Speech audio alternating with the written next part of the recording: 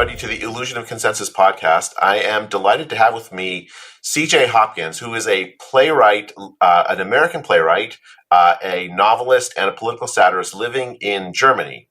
CJ, thank you for joining me, and thank you for agreeing to come on this podcast. When I invited you, I was really excited to be able to tell you the story that you have experienced in Germany regarding your fights with the German authorities on COVID, authoritarianism, on free speech. So thank you for joining. Jay, thanks so much for having me on. It's a pleasure talking with you. So why don't we start a little bit with your background, just so listeners can know. You are an American, but you are but have been living abroad for a while. Actually, when I was looking up your history, I noticed that you are, as a playwright, you are affiliated with. Make sure I get this right. Several. I don't know. I'm not in this world, so I don't know what the word is, but like festivals and playwright groups, but that include things that connect me to you. You had writing awards like the 2002 First Scotsman of the Fringe First, Scotsman Fringe First in 2002 and 2005. 2004 Best Play of the Adelaide Fringe. And so when I saw that, CJ, I was immediately attracted to you because, as you know, I am also a fringe epidemiologist. That word is fantastic. Of course, it means something different in your case than it does in mine. Not that different, other than it's a little bit more accurate in my case. There's some honor in being on the fringe nowadays, I think, CJ. Anyway, so let's get back to your story. So, tell me about what when you were living in Germany at the beginning of the COVID pandemic. Yes. And sitting outside of Germany, sitting in the United States, and looking at what was happening in Germany, I was absolutely appalled. I mean, of course, I was appalled what was happening in the United States as well. But it seemed to me that the German response to COVID even from the earliest days of 2020 was particularly draconian relative to much of the rest of Europe. It was, Jay. I mean, it happened all over, and I wrote about it all during the COVID era, I guess we can call it now. I refer to it as the shock and awe phase of the rollout of the new normal. But as I've been saying, I make this point all the time that it happened all over. It's just, I live here, so I saw what happened here firsthand. And the Germans, they weren't doing anything, drastically different than a lot of other places were doing, but they were doing it in a particularly German fashion. So for Americans, there was that. They rolled out the measures pretty early on. It was in March. And I don't know if we went into full lockdowns right away, but gatherings were banned, protests were banned, schools were shut down, businesses were closed, the mask mandates followed almost immediately. And this was, I think a lot of people forget what happened, but during March and April of 2020, I actually compiled a 257 tweet thread that was comprised simply of mainstream media articles, mostly. I just compiled the articles from the news as it was pouring out. And that thread still exists. People can look at it. If you go back, the whole program, the whole official narrative, everything was rolled out during about 6 weeks in March and April of 2020. And it was not subtle. The message was, your rights, forget about your rights. We're rolling out soldiers. We're putting cops in the streets. You will follow orders or we will hurt you and arrest you. And we're going to vaccinate everybody, by the way. And this is March and April 2020 before there's a vaccine that exists, right? Exactly. This is March and April of 2020. And the message, I keep referring to the new normal, and some people think that I made up this phrase, and I didn't. It was the phrase that was pumped out at us in the propaganda. The message in those 6 weeks was life is going to drastically change for an indefinite period of time, and it's going to change in a particularly authoritarian fashion.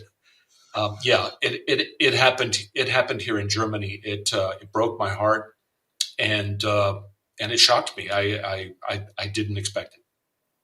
And of course, you're right next door to Sweden, where there is an example of a very different approach happening. But back then, Sweden was characterized as an example of what not to do, a sort of a killing field that of irresponsible public health, sort of this laissez-faire, blasé attitude toward death. Was that the story about Sweden and Germany at the time? Because that was certainly the story about Sweden in California, at least. It was in the beginning. In the beginning, it was, oh my God, the Swedes, are going to kill everyone. They're out of their minds. And then as time went on a little bit, the story became Sweden. What's Sweden? There's no Sweden. What are you talking about? There's no such place as Sweden. And Sweden, the death rates climbed. Yeah, it just Sweden just disappeared from the narrative. Okay, so that 2020 experience shocked me as well. I mean, I also couldn't believe that these sorts of gross violations of civil rights were happening in the name of public health, and especially. But I was back then focused on trying to convince people within the scientific community that there was something really wrong by doing science. And I quickly came to understand from the persecution and the vicious attacks in the press on me, very, very unfair attacks, I thought, having nothing to do with the scientific data I was producing, just straight slander, that there was something else beyond science. It took me a while to come to that realization in 2020, but through pain I did. You also faced considerable persecution in Germany. Can you tell the listeners that story? Yeah, I have faced it more recently, more specifically. I mean, I just want to say I'm not alone. There was, yes, the vast majority of German society, clicked heels and followed orders and, started parroting the propaganda. But there has been and remains, a very vocal, very active minority of people who've been pushing back from the very beginning.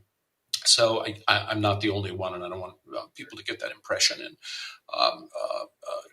I don't know if you remember, Jay, there were in Berlin in August of 2020, there was a huge protest against the cancellation of constitutional rights, against the imposition of all of these decrees. I remember it. I was heartened by it. I mean, because it was around that time also there was protests, maybe just a little later in Italy. There was these weekly protests in the UK and London. It seemed to me that Europe was waking up, whereas much of the United States was still asleep. And I was really heartened by that. Yeah, the guy that organized that protest, Michel Bauve. Yeah. They put him in jail. They charged him with money laundering, which is ridiculous. He spent way more of his own money organizing these protests, than any donations that he collected. But the German authorities charged him with money laundering, and they put him in jail for 9 or 10 months. Okay, seized his assets. Finally, after 10 months in jail, they let Michel out. He goes before a judge. The judge says, "There's no case here. There's these charges. There's nothing here. So let this guy go." Of course, this was when most of the narrative had run its course. And I mentioned Michel, just because, I talk about my case a lot. They haven't put me in jail yet, but this is just an example, and numerous other very vocal COVID dissidents, if you want to call us, were hit with just ridiculous trumped up charges and dragged into court. And of course, that's my story too. There was a case in Switzerland of a man named Thomas Binder, who's a physician, who was arguing against so many of the measures. And that they actually used a process of declaring him mentally unwell. And committed him involuntarily for at least a period in order to silence him. I mean, it was remarkable. And of course, in Canada, they effectively declared martial law and froze the bank accounts of the leaders of the protest movement, the truckers' protest movement. It seemed like a mass violation of civil rights in the United States. In Idaho, a red state, a man was put in jail for organizing a hymn singing outdoors for his church in 2020. Sure, and they're just innumerable examples of the one of the ones that really got my attention is when the cops raided. This is in Australia, I believe. There was a synagogue, and they went to celebrate. I forget what it was, Passover or something, and the cops treated them as if they were terrorists wearing suicide vests. That raided the synagogue. Anyway, my story. I'll try to go through it just quickly. It started really in 2022. In May of 2022, I published my third collection of essays, and the name of the book is "The Rise of the New Normal Reich." And my brilliant cover artist, Anthony Freda, and we designed the cover as kind of a homage to William Shirer's classic book, The Rise and Fall of the Third Reich. So it's black, and there's a little white circle with a swastika underneath, big red letters for the title. And what we did is we covered up the swastika with one of the medical masks. All right, so you can, beneath the medical mask, you can kind of see this swastika shining through. Anyway, I published this book in May of 2022. It took off. It was, Amazon bestseller, Barnes and Noble bestseller for a while when it first came out. We'll include a link in the show notes. Oh, great. Jump to August 2022. In August 2022, an entity named Hessen Cyber Competence Center. It's Hessen 3C for short. Hessen 3C is a department of the Interior Ministry of the federal state of Hesse in Germany. It is also a partner of something called Cyber AZ. This is the National Cyber Security Force or what have you. Hessen 3C sees my tweets, and so they report the tweets to Twitter and tell Twitter to censor them. So Twitter immediately censors the tweets. This is 2022, before Elon has bought Twitter. Yeah, before Musk comes along. Yeah. And so Twitter censors the tweets. Hessen CJ, before you go on, I just want to just one quick background thing, because I noticed when I joined Twitter that when somebody would report one of my tweets from Germany, Twitter would send me, this is before Elon, and still today, would send me a notice that someone in Germany has complained about my tweet, and we're investigating based on, and we're required by German law to tell you that we're investigating you. What is the nature of that kind of power in Germany? How does that work? As an American, it seems there's some strange set of laws in Germany that impacts me as an American. How did that work? And then I'm sorry to interrupt your story, but I think that's a real important point. So the difference, I think, that listeners should know about. It is, Jay. Let me finish the story, and then let's get to that, because that is absolutely crucial. Anyway, Hessen 3C sees my tweets, and the two tweets that I sent out, I forgot to mention them. These are two tweets that I sent out. One of them was just ridiculing Karl Lauterbach, and he's the chief health minister of Germany. To me, he's attacked me personally on German TV, and it's been interesting to watch him. Anyways, we'll talk about Lauterbach in just a bit.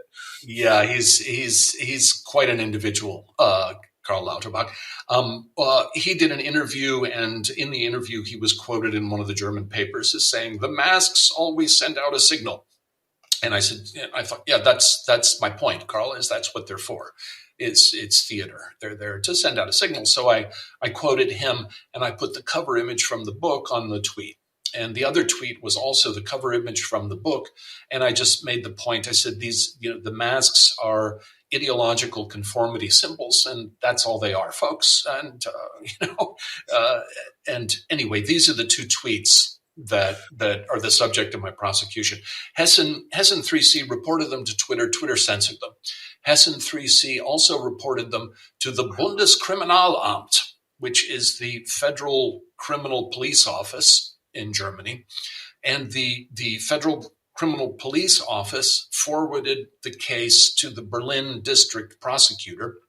And the Berlin district prosecutor opened a criminal investigation of me that went on for months, which culminated in my criminal prosecution, which culminated in my trial, my actual trial. And now remember, folks, 2 tweets, okay? My trial in criminal court in January of this year, where, of course, I was acquitted by the judge because the charges were ridiculous. But it's not over, because in Germany, wait for this. Here comes the punchline, Jay. In Germany, the prosecution is allowed to appeal the judge's verdict. So the prosecutor, the Berlin district prosecutor, has appealed my acquittal. And so now I'm facing another trial for these 2 tweets in appeals court. Right. On top of this, suddenly in the same 48-hour period that this entity of the German government is reporting my tweets to Twitter, is reporting my tweets to the Federal Criminal Police Office, in the same 48-hour period, suddenly I get a notice from Amazon, oh, we're banning your book in Germany. So your book is banned in Germany and Austria and the Netherlands now. I don't have proof that Hessen 3C, that the German authorities initiated that, but it's pretty obvious. It would be a ridiculous coincidence if it wasn't. Yeah. It's okay, the book also, right around the same time, became unavailable in German bookstores. Right? You can go in and ask for it and say, oh, no, we can't. All my other books are available in German bookstores. But this one, no, it's unavailable. We can't get it. Jay, to get back to your question, what we're talking about, and this is what I've been trying to communicate to people. CJ, can I just before you let me just say there's so much wrong with what you just said. I'm so appalled by it. I don't know where to start. So let me just say I'm so sorry for what you've had to go through. Okay, go on. Sorry, I just had to get that out there because I can't. As someone who thought we lived in a free society, to hear what you've gone through simply for the act of writing, legal, which ought to be legal speech, a satirist. You're acting as a satirist. That you face this kind of persecution in the formerly free West. I can't. All right, we'll unpack this, but please go on. Just as an aside, one of the draconian new laws that they passed here in Germany, it is now illegal to do something that is called delegitimizing the state. Right. So if you are deemed to be delegitimizing the state in your writing or your production of artwork or what have you, this is an illegal act that can be prosecuted now. And the point that I made when this new law was rolled out is that I'm a political satirist. A lot of my friends are journalists. Right. When the government is misbehaving, it is our job. It is literally our job to delegitimize the state. It's literally our job description. I think an important point, especially for your audience, you've gone through a lot, and folks have just gone through a lot in the courts and up to the Supreme Court and what have you, and trying to demonstrate how the government was working through the social media companies, right, to censor and to suppress invisibility, filter dissent. It's a little bit clearer, a little bit more obvious here in Germany. This National Cyber Defense Center, and people can look at my Twitter. I've got links to it. You can go and read it right on the website. It's not a secret.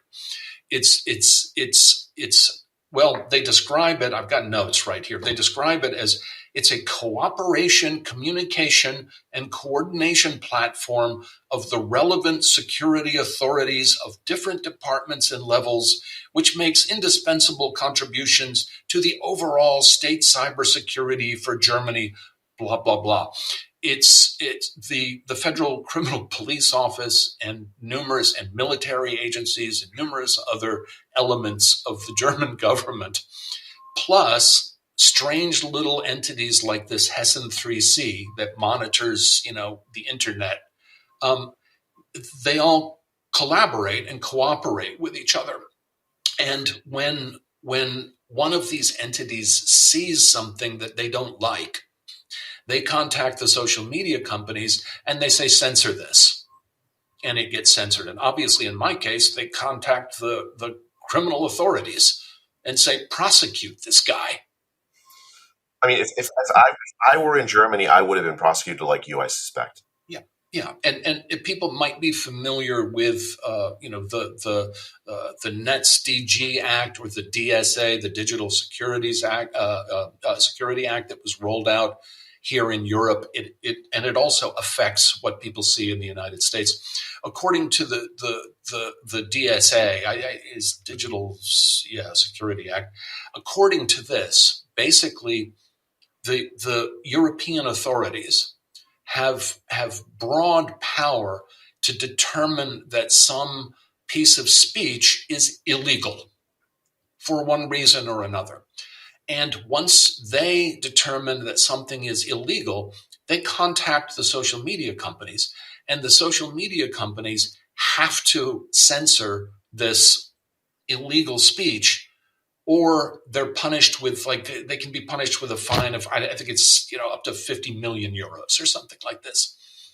And so the social media companies, of course, are collaborating and working hand in glove, with entities like this. And I'm just talking about this network in Germany. I don't know what the network is in France. I don't understand how it works in the UK, but I guarantee you there are similar networks. Hi, everyone.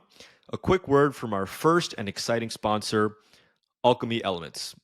Alchemy Elements is a powerful adaptogenic supplement. For those of you who don't know, adaptogens are a class of plant compounds, primarily herbs and mushrooms, which can help build the mind and body's resistance to stress. Alchemy Elements contains a very unique and carefully selected blend of 9 adaptogens, such as lion's mane, cordyceps, polygalaroot, and shilajit, and they can help boost energy, boost your immunity, and increase focus and overall stabilize your mood. It can have a wide array of effects, which can often depend from individual to individual, but it's a great way to start your morning and generally increase your focus and your energy levels.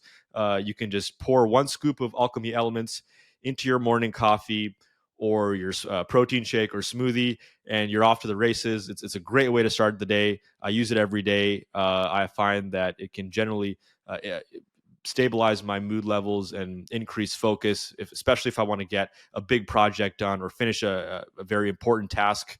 Alchemy Elements often is a great way to kind of start and get my focus going and get me primed for whatever task I want to accomplish.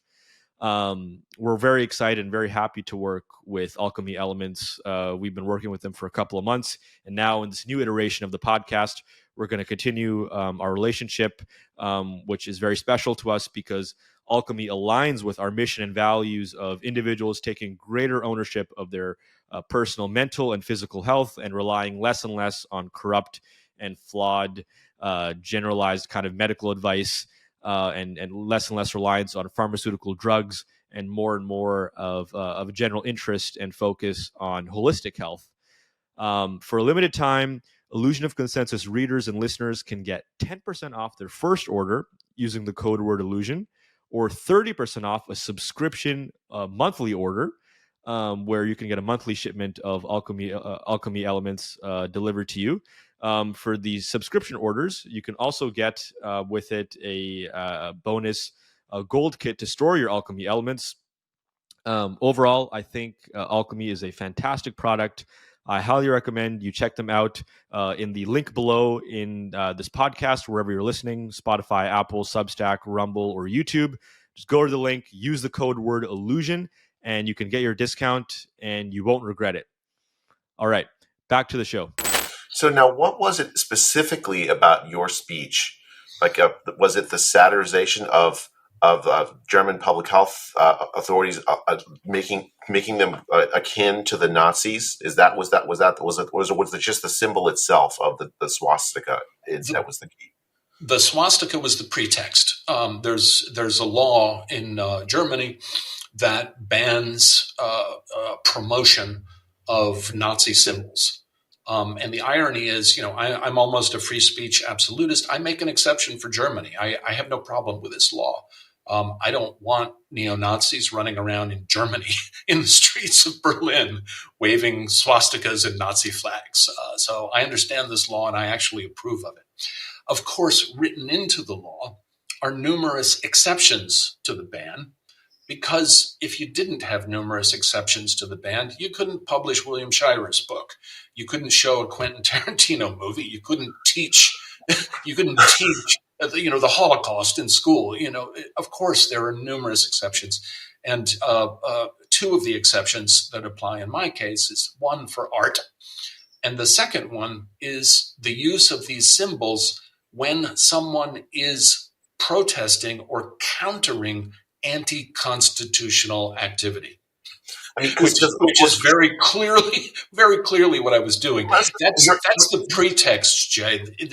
You're criticizing the authoritarian actions of the German government, in particular the German health authorities, as akin to what the Nazis did.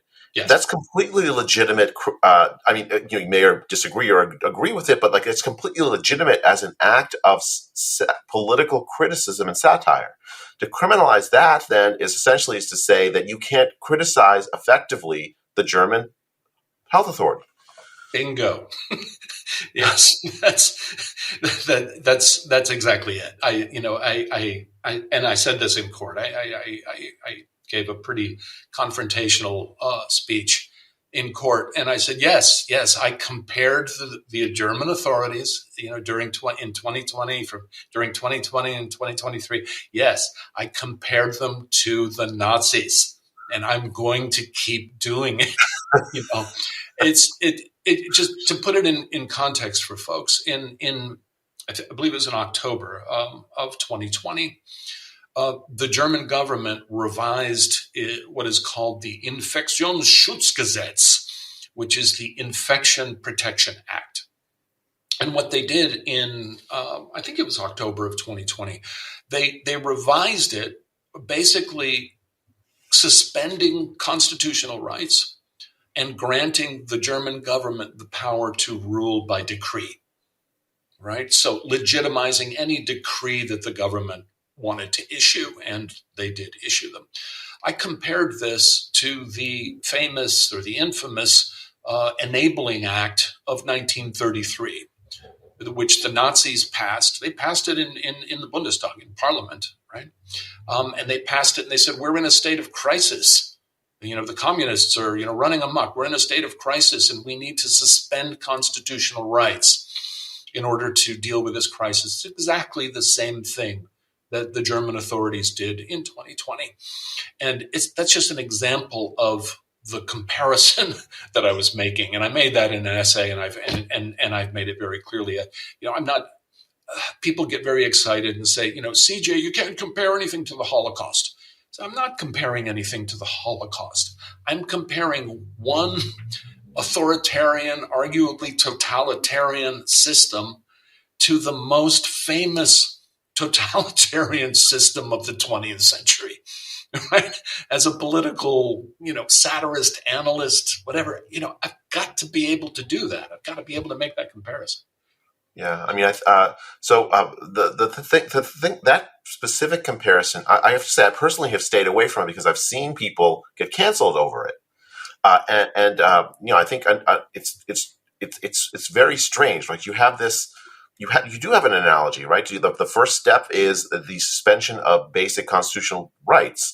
Now, of course, the Nazis aren't the only authoritarians in history that have done that. I tend to use the Soviet Union as an example because somehow, for whatever reason, I don't get canceled so much when I do that. But but that does call into mind. Like essentially, the idea is just to cause people to self-censor in their criticisms of the current authoritarian powers. that are used. Yours example is just is a very, very explicit, extreme example of it. And of course, you didn't self-censor, but the purpose isn't to make you censor. Actually, CJ, it's to cause other people to censor themselves so that they don't face what you faced. Absolutely, it's a message. It's saying, look what we're doing to this guy. Do you want us to do that to you? Yeah. Think hard before you send out that tweet. Yeah. Now, are you financing your defense by yourself out of your own funds? Do you have help? Are there groups in Germany and elsewhere that favor free speech that are helping you? My readers, a ton of people. I hate asking for money. I've never done it. But a very smart lady advised me to do it this time. And so I put out a call. This is back when it first started. And I was just so overwhelmed. Jay, just, tons of people, just sent in money. And so far, I've covered my legal bills with the money that my readers have sent me. I'm incredibly grateful to them for that. I'm glad to hear that. I mean, I do think that this is the kind of thing that Elon Musk promised that he would help fund defense of. And actually, I can say from personal experience, there's a doctor in Canada that the Canadian government persecuted and still is persecuting through legal means for her tweets defending the Great Barrington Declaration in 2020. And Elon has come through with financial support for her defense in support of his promise. So this is the kind of thing I think would fit under Elon's promise. But beyond Elon, I mean, it's one thing to have a billionaire come in and step in, sort of Deus ex machina. Having a very large number of regular people supporting this, actually, I think is quite important. Like people who want the basic civil liberties. It needs to be a broad-based movement. It cannot simply be one or very few people. The desire for basic civil liberties is broad-based, and allowing readers and supporters to join in that movement to do what they can. I think everyone has to do what they can for this. So I'm really glad to hear that there are others, and I'll go. I didn't know that you would solicit or that you had a mechanism to support you. I'm certainly going to go do that myself. Thanks. There isn't really one at the moment, but there may be one again in the future. We're waiting for a new court date, and I'm also looking at, I'm looking at various options. I don't want to talk too much about it, but basically, Jay, what happened is, my constitutional rights were violated. My speech was censored, and they're guaranteed. They're guaranteed in the German Constitution, and my speech was censored. My book was banned. I'm still being prosecuted on trumped up charges. My constitutional rights have been severely violated. I'm looking into possible responses to that. Elon Musk could help in one way. I think I'm not an Elon Musk fan at all. I was just say that that's how we came to it. I think you came to my attention as you criticized the post that I said about I think it was over the Canadian case and said, look, Jay, you're not looking at Germany. That's why. And so when I just looked into your case, I'm like, okay, this is a story that absolutely needs to be told. So I really appreciated that. At least he's given us a platform for that kind of criticism and interaction to happen. I think I snarked on one of your tweets because we can get into this later. I think I snarked on one of your tweets because I try to snark on people with large platforms, and I'm just so tired of the Elon, the free speech hero marketing campaign. Anyway, Elon could actually help. I've requested numerous times, and my lawyer has actually asked Twitter to just maybe give us one more Twitter file, which is basically the files from Twitter's end documenting when this Hessen 3C, when the German authorities contacted Twitter and had my tweets censored in 2022. It doesn't seem like a big ask. We're just looking for documentation that, yes, the German authorities did that. We've got the documentation from the German authorities, and we'd like to have it from the Twitter. And my lawyer wrote a letter asking a number of questions about that, and they sent us basically a kiss-off form letter. So if Elon's listening, that's one way he could help out, is actually be transparent again and forthcoming again, and just a little bit more Twitter files. I know he canceled them for some reason, but they're still there, I assume. I'd be grateful for that. Yeah, I mean, I was involved with the Twitter files at the beginning of it, and a lot of the, I mean, I don't know what exactly happened, but the in terms of like why the sort of like exposure of the files to reporters sort of slowed down. But I do know there's a lot of those files. It was only a few reporters that were involved. People like Matt Taibbi, people like Barry Weiss, Alex Berenson, Paul Thacker, a few others, and it was a small number of reporters for a tremendous number of stories.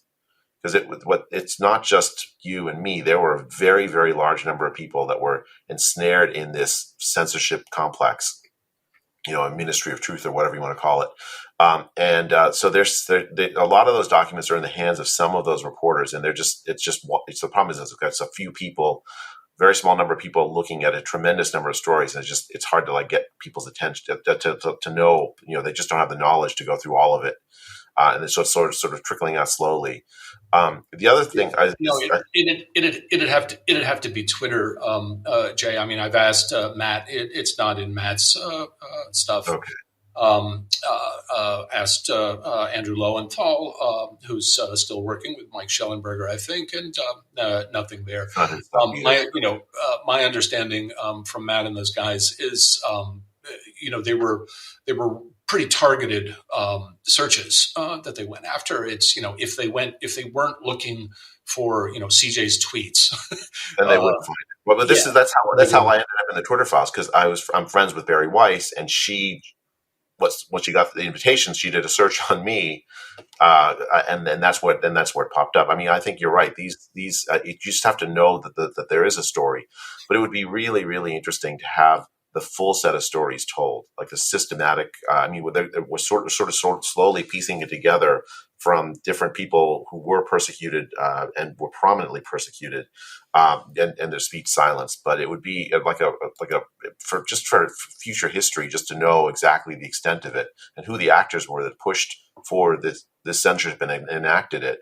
I don't think you can tell a full story of the 2020 to 2024 period without that. Yeah, I think that's why I think it was kind of surprising that Elon shut the Twitter files down, because really it felt like the story was just getting started. And the other part of the story that I've been harping on, and which led to my snarking of you and others, is you're always forgiven, CJ. Just so you know, don't mind. It's still going on, Jay. It's still, it's this Hessen 3C that I was talking about in my case, and this National Cyber Defense Center. It's still there. They're still communicating with Twitter and all of the other social media, with X and all the other social media companies, and this is happening all the time.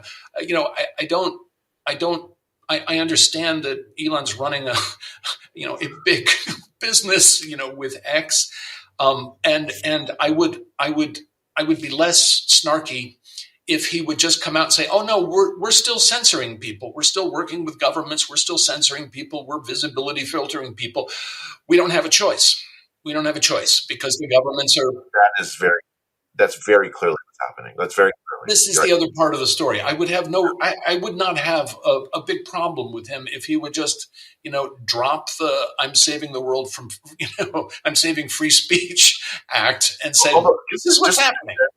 So, I mean, first, I completely agree with you that it is still happening, right? And what you mentioned earlier about the $50 million fine if you don't remove the whatever offending tweets. I mean, that's, I think, is still occurring, and certainly the German government is still engaging in it.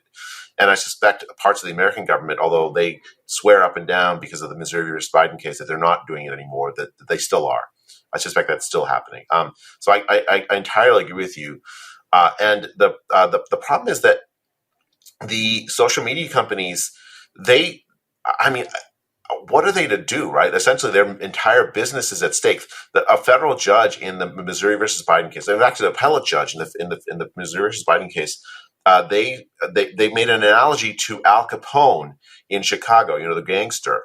Al Capone would go to businesses and say, that's a nice business you have there. It would be terrible if something were to happen to it, and then they would pay up the protection money, right? That's I think is what's going on now, as far as the social media companies go. And the government is Al Capone, and the social media companies are the poor Chicago businesses. I don't know how far down the hole you want to go on your podcast. I've got a slightly different theory. I think you're absolutely right to a certain extent. And that is a large part of what's happening and how it's functioning. But I actually think it's more complex and a bit less concrete than that, because if you start looking at the government, let's just pick the American government and say, okay, the government is doing this to the corporations. It's like, well, who is the American government, and who are these guys, and who put them in office, and where did they get the money to get put in office, and what are their allegiances, and what are they connected to? I think it's very easy and comforting in a certain way for us to be able to identify a bad guy. In this case, the government. And the government is forcing the corporations to do this. I don't think the lines are actually that clear.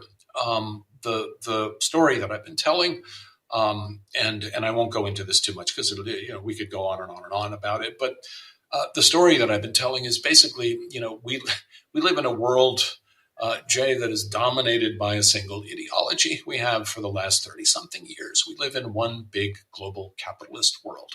All of us. And if you look at the history of the last 30 years or so, what I see is the power, the system, and I don't think it's a bunch of guys, conspiring to do things. I think it's a system. And what I see is the system reacting to internal resistance, internal pushback, whether it's the war on terror, whether it was the war on populism against, Trump and Brexit and all that, all the way through COVID. And what I'm watching is a system which dominates the entire territory of the earth, doing the only thing that is left for that system to do, which is to identify and eliminate internal resistance and create ideological uniformity.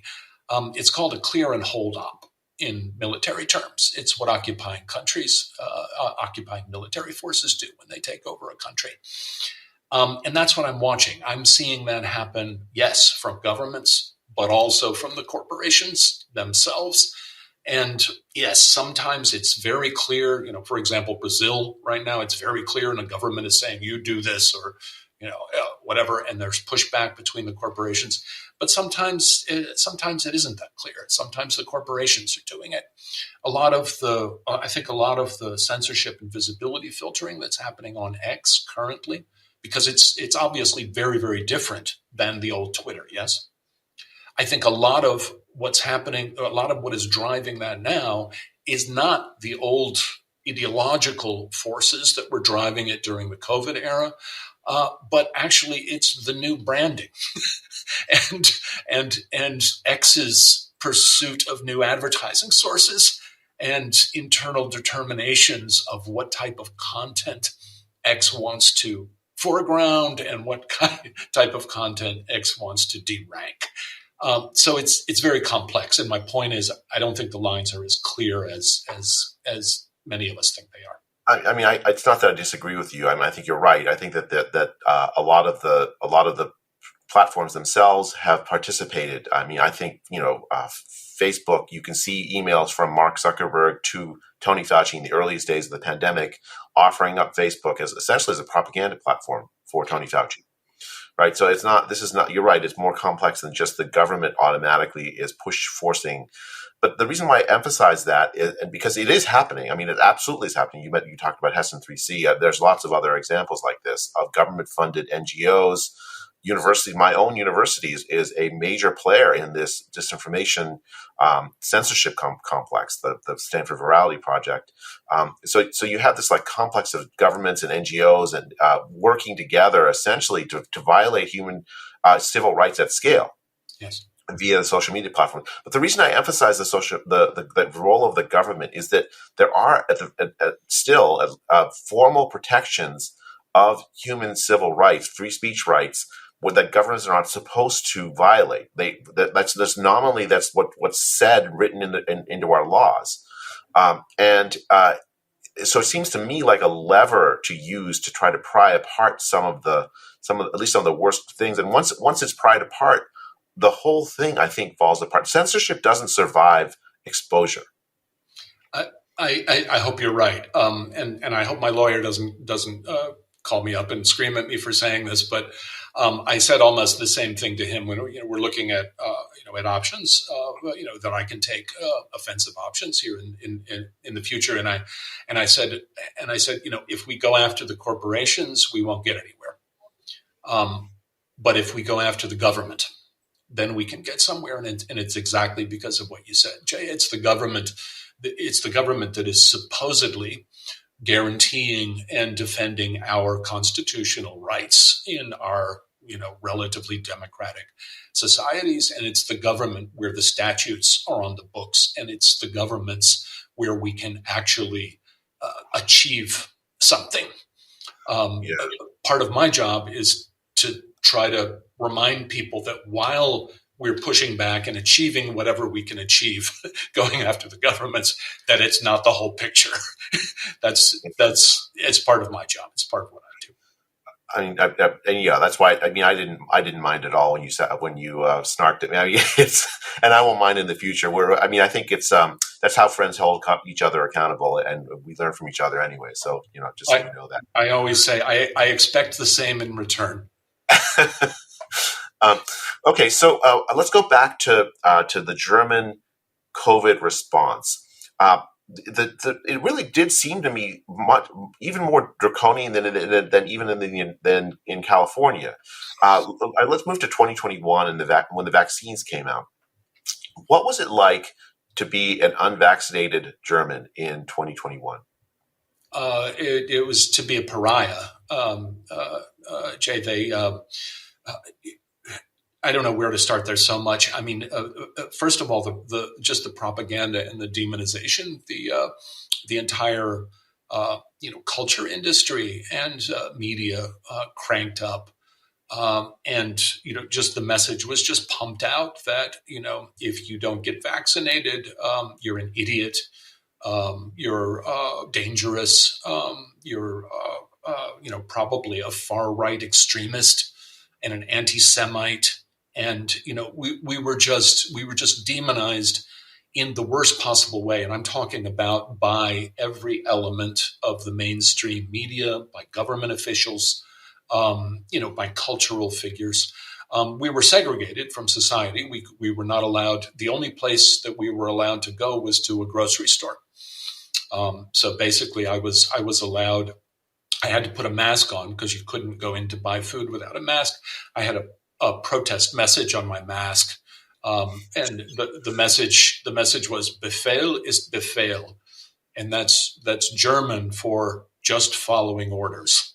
All right, so literally orders are orders. So as you can imagine, I was real popular in my local grocery stores. Anyway, that was the only place I could go. I could go to my grocery store with my mask on and buy food and go back home. We were barred from everywhere else. You had to show vaccination papers to go to a restaurant, to do anything, to ride public transportation. We were forbidden to ride on public transportation. And we were completely segregated from society and demonized. Yeah, I mean, it struck me that Germany and Canada and Australia, a lot of these, those were among the worst places to be unvaccinated. I mean, you're second-class citizens. I mean, I often looked to me like a caste system, right? You're now the new untouchable, with the central plank of that ideology is that there's this just that you're unclean. Yeah.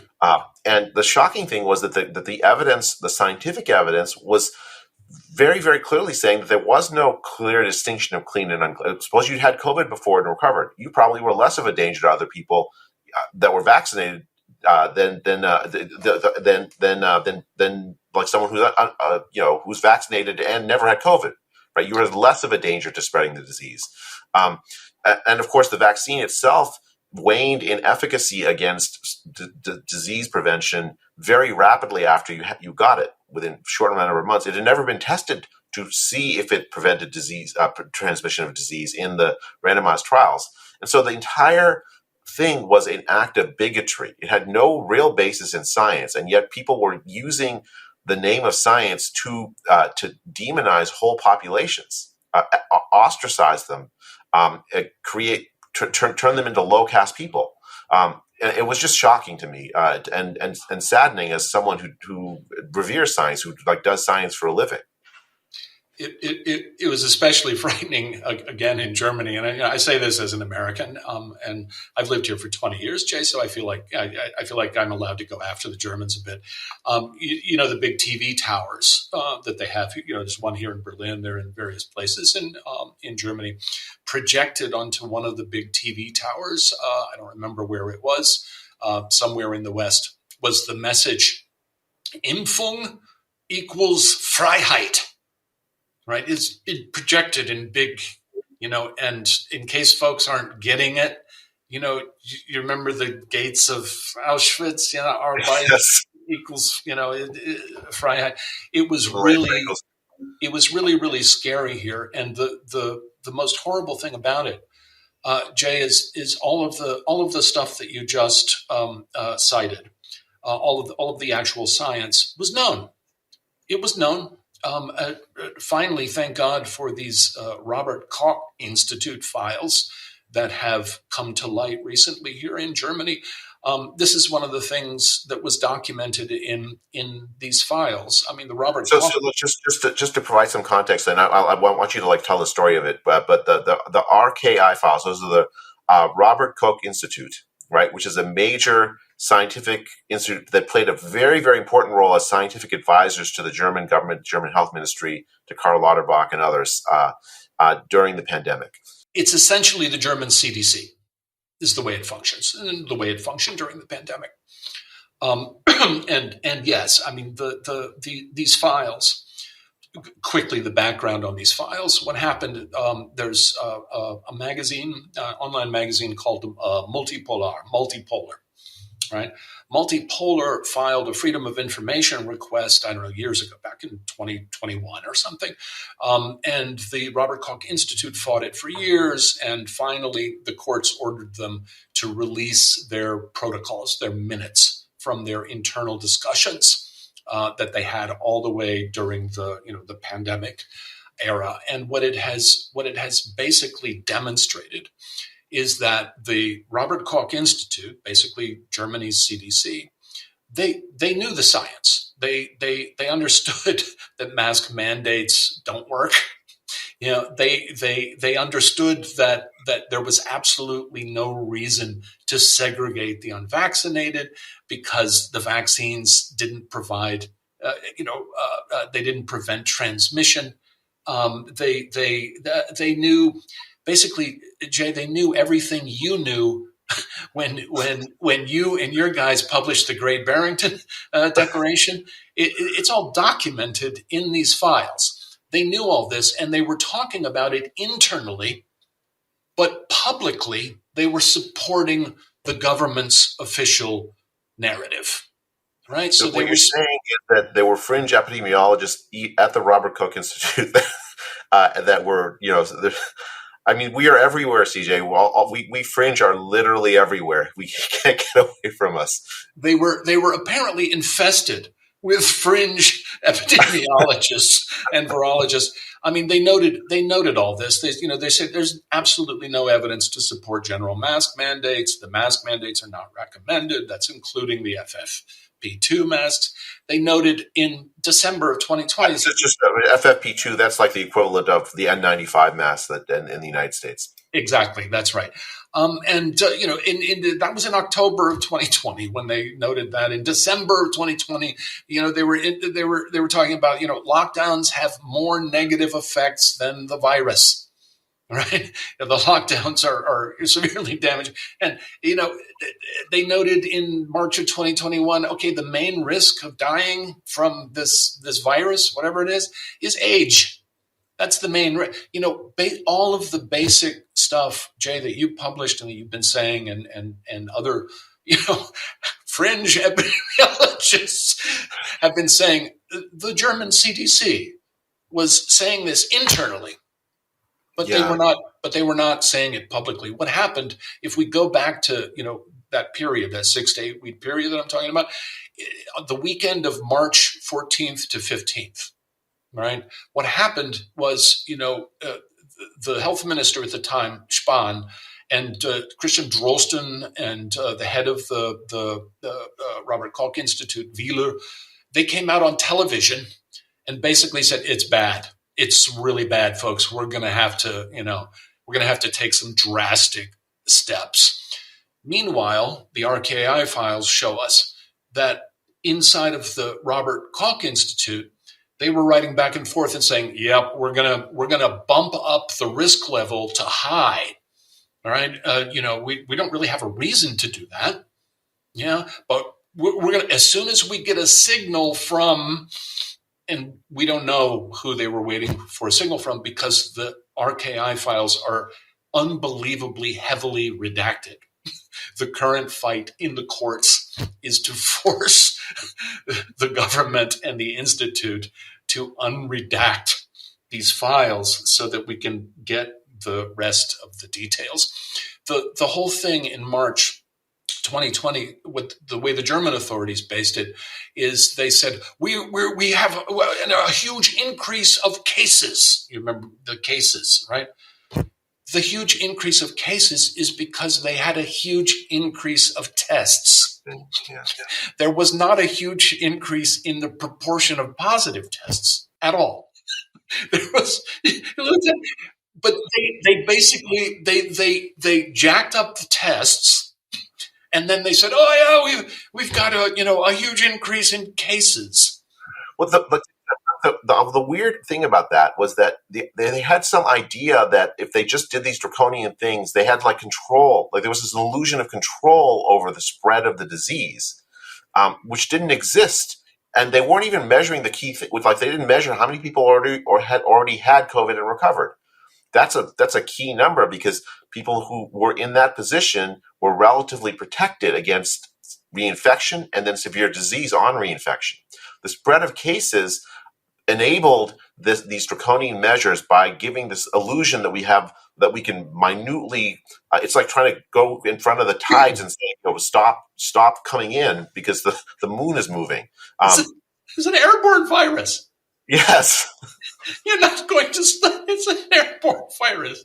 It just the insanity. I mean, I'm not an epidemiologist. I'm a writer, but even I understand. You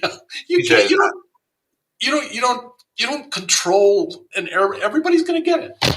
Now they treated it like an engineering problem when what it was a problem of okay, who's most vulnerable? What can we do to support them? And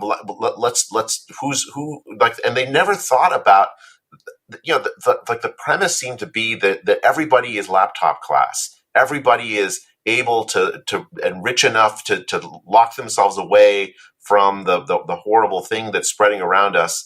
And then it'll go away after that, and then we can come out of our bunkers. But most of the human population isn't in that situation. Most of the human population doesn't have that capacity. It was incredible. That's why I call it trickle-down epidemiology. The sort of nature of the policy we followed. It was so classist from the beginning, with the idea that we are all rich and powerful, and we can hide ourselves away from these bad things for a time without any harm to us, and then come back out. The damage. I think I think it's going to be a long time before people really understand the magnitude of the damage. I mean, it goes all the way from, you were talking about the laptop class stuff, so many, small businesses were absolutely destroyed. People who absolutely did not need to have an experimental vaccination were forced to do it. It's been so many years. It drives me crazy. I'll cite another Robert Koch Institute figure. Again, fringe epidemiologists, folks. This is a conspiracy theorist. Telling you this.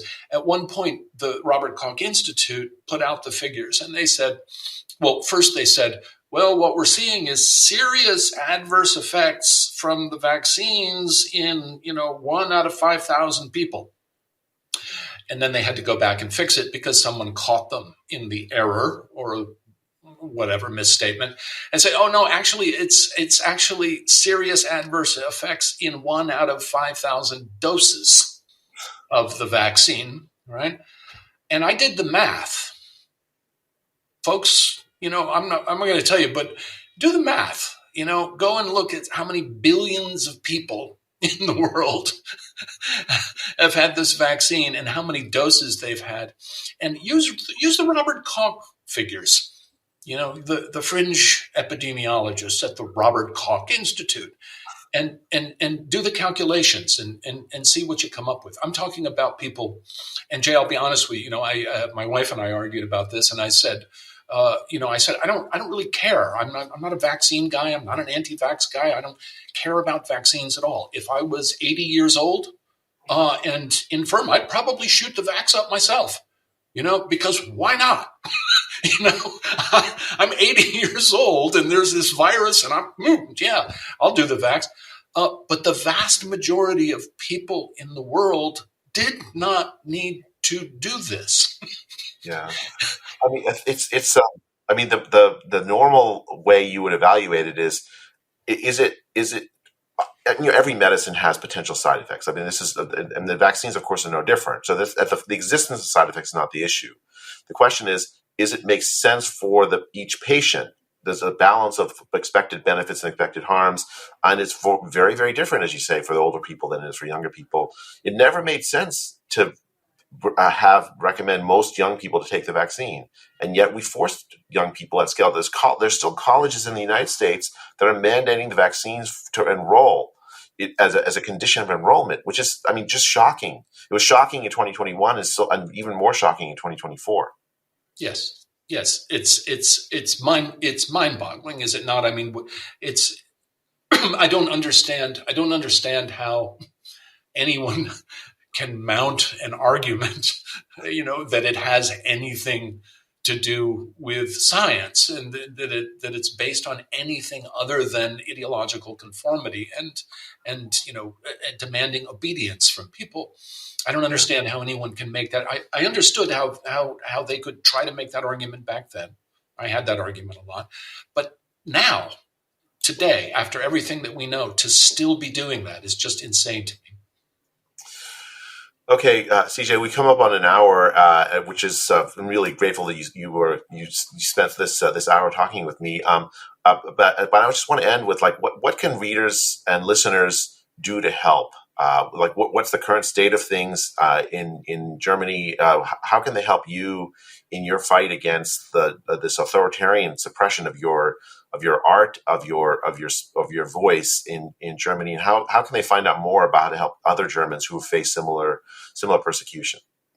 Yeah, I want to stress, my case. I'm just one case, and my case. I'm going through what I'm going through, but that's not the important thing.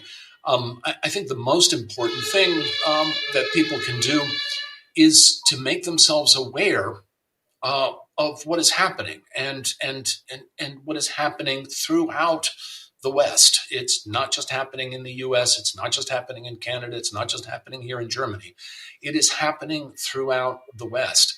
And the most important thing that people can do is to make themselves aware of it and focus on it, because what's happening is there's a crackdown on dissent. that is going on. And it doesn't really matter. I mean, I don't want to get into my whole theory about, global capitalism again and everything, but I kind of did. It doesn't matter what the nature of the dissent is. If you look at, there are people here in Germany now. It's it's so frustrating, Jay. There's a pretty large, Palestinian rights demographic of people out there trying to protest, and the German authorities are coming down on them like the goon squads. Right? They're canceling their meetings. They're stomping out votive candles. They're arresting people for saying words. It's just full on totalitarian crackdown, exactly as it was during 2020 to 2023 when they were cracking down on COVID dissidents. And so many of the pro-Palestinian protesters are like, what's happening? How, where did this go? Suddenly Germany has gone fascist. And Yanis Varoufakis is like, Germany has suddenly gone, full fascist again. And I'm like, Yanis, what you're talking about an apparatus that you helped usher into being for 4 years. And now that apparatus is cracking down on you because it doesn't, I believe this, Jay, it doesn't matter to the system, to the control system, whatever you want to call it. Dissent is dissent. They don't care if you're a Republican or a Democrat or you believe a trans activist or transphobe. It makes no difference. It's you conform to the official line. You click heels, follow orders, parrot the propaganda, or we will come down on you like a ton of bricks. And this is what's happening all over the world, folks. My case is just one example of it. I call it the Silicon Curtain. I guess it's descended all over the formerly free West, Yes. And it is absolutely frightening. I mean, I don't think people have begun to absorb the extent of it. It doesn't, and as you said, it doesn't matter who you are, what your qualifications are, the nature of your arguments, whether you're right or wrong. What matters is that you are opposed to whatever the current thing is. And if it's the current thing is important enough to very, very powerful people, your civil rights are forfeit. Yeah, I mean, come on, folks. Jay, you're at Stanford University. Suddenly, oh yes, Jay Bhattacharya, the fringe epidemiologist. But they did this. But they did this, and just as I was saying, it doesn't matter if you're protesting against Israel or you're protesting against COVID. They don't care, folks. It's what's happening is a crackdown on dissent, and I will let folks know when the next things happen with my case, and I'm grateful for all their help. But my case is just one small part of this broader crackdown on dissent that we're all experiencing. And that's the most important thing, is for people to make themselves aware of it and engage with it.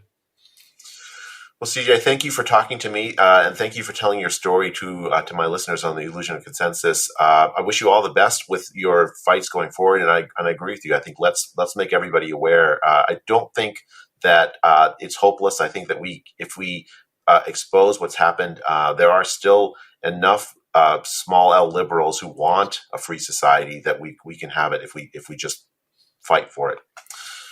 This has been Jay Bhattacharya for the Illusion of Consensus podcast. Thank you for listening. Until next time. Has the dust settled from the COVID policy response? Far from it. The storms are many. Inflation, learning losses, ill health, high crime, broken government services, displaced workers, substance abuse, mass loneliness, discredited science, real estate crisis, censorship, and overweening state power. The world is on fire with war, mass killings, crime, hunger, revolution. The lack of accountability, or even so much as an apology, is a foreshadowing. They'll keep their newfound powers and try it all again. Brownstone Institute is seeking answers, undertaking important research and publishing the results while providing fellowships for dissident scholars who have been professionally displaced. It's not about this one crisis. We urgently need to restore peace, prosperity, and integrity in science and journalism. Visit brownstone.org for more. We may never get to the truth, but we can get closer to the truth. There will be no stopping the efforts.